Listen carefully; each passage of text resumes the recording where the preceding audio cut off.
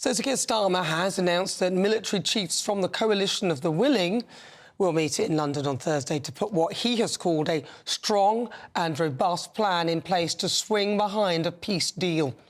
Speaking at a press conference in Downing Street earlier today, the Prime Minister called out Russian President Vladimir Putin, saying that the world is watching and that Russia will have to come to the negotiating table sooner rather than later. I think that's probably quite inevitable, sooner rather than later rather than sooner. Look, what do you think? Joining me now is former British Army spokesperson, Major Michael Shearer. Michael, thank you very much for joining me. Pleasure. So this early afternoon, Keir Starmer spoke. He had got together with I think about 25 other nations around the world, a lot of them European, but some of them outside Europe as well, to come up with this coalition of the willing and what each of those people could give to Vladimir to fight against Vladimir Putin if push came to shove. What are your thoughts on the notion of a coalition of the willing? Well, I think it's sensible enough, but how willing is Keir Starmer?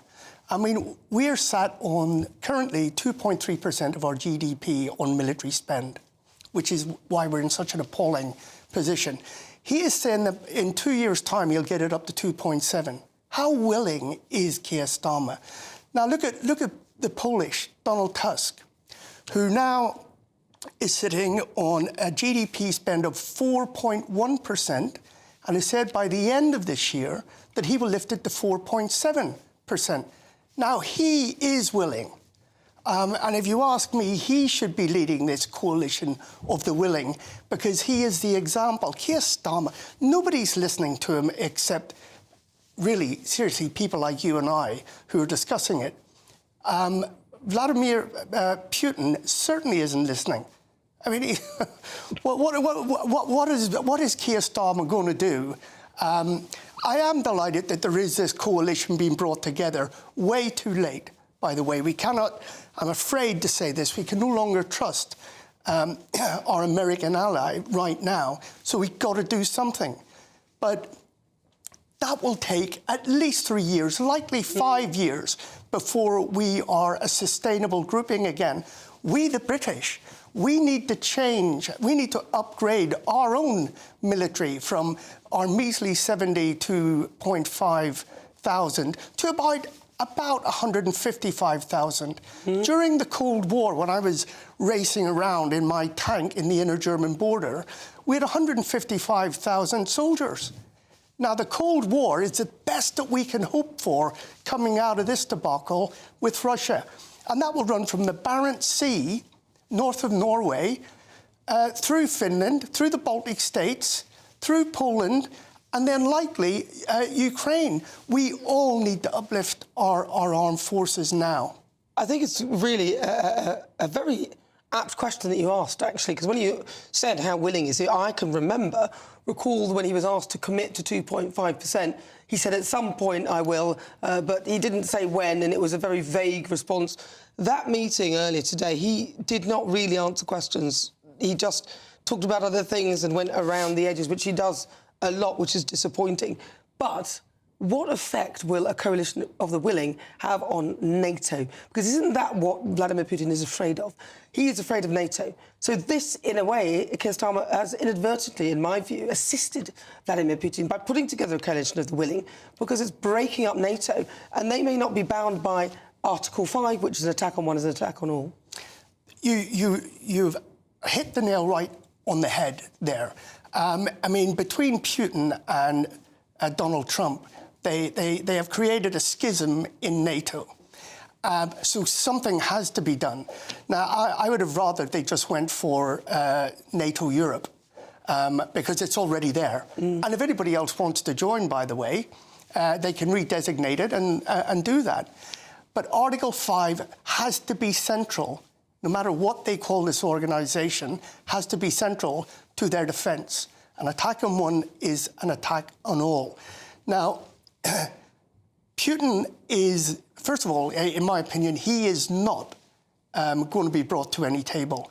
He is after the complete subjugation of the Ukraine. He wants it gone. He wants to turn it into southern Russia.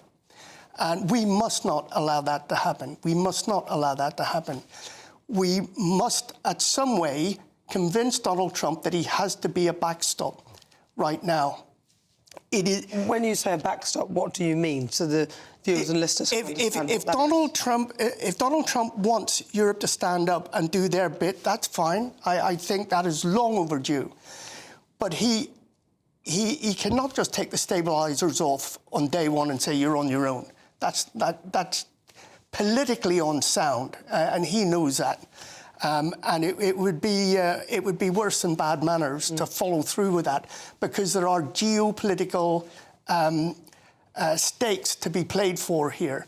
And if the West was chipped away with by Putin, you can be sure that China is watching. And look, our American cousins have not covered themselves in glory over the past years.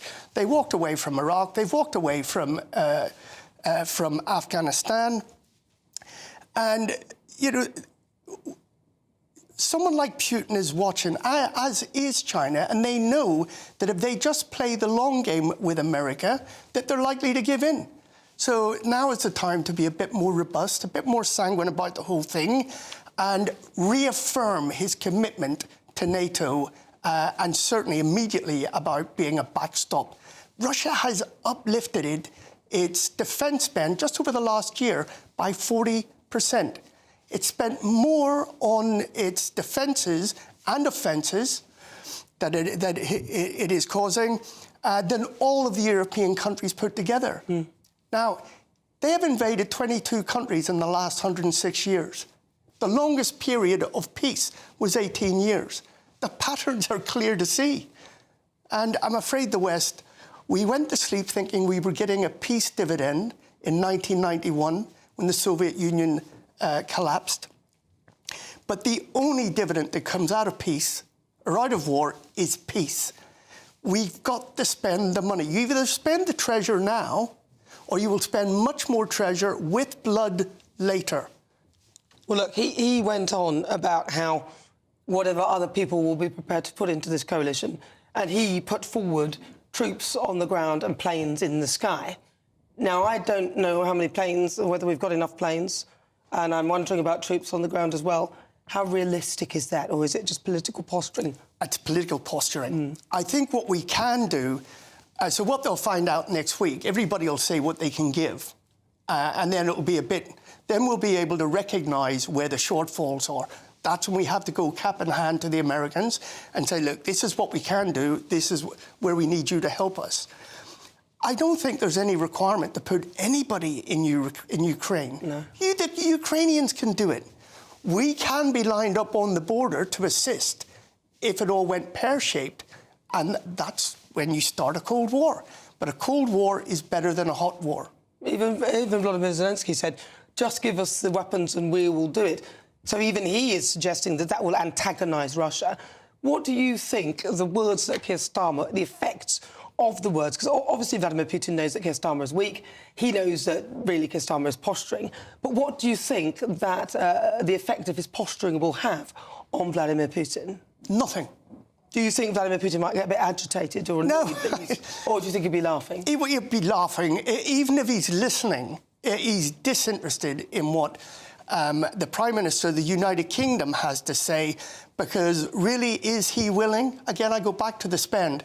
You cannot be serious with 2.3% of our spend and lifting it in 2 years' time to 2.7%. In 1960, our spend was 7.1%. Wow. So do you think then, finally, Mike, do you think that Keir Starmer is a help or a hindrance to peace? Right now, he's a hindrance because he's calling for the willing and he's not showing willing. I like that. Mike Shearer, thank you very much. Major Mike Shearer, he's a former British Army spokesperson. Thank you very much for his views.